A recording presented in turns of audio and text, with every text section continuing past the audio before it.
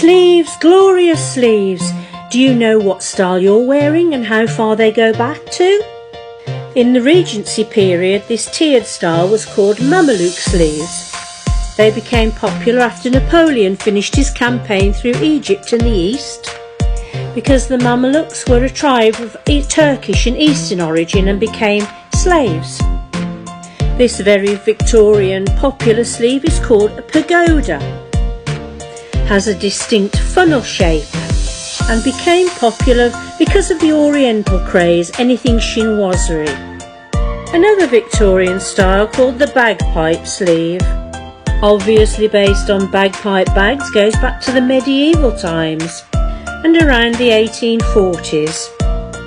This dress is called a French farthingale, popular in the Elizabethan era, and these large bulbous sleeves were made of thick fustian cotton and had whalebone supports.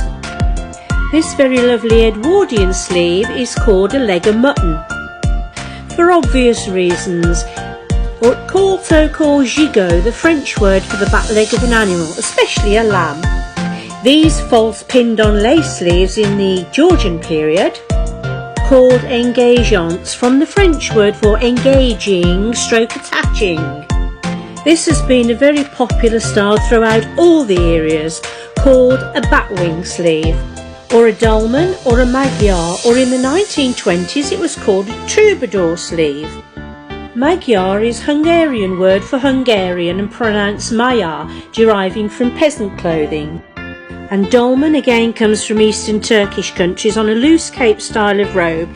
Here it comes right up to the 1980s. This is called a virago sleeve, popular in the 15th and 16th centuries in differing forms.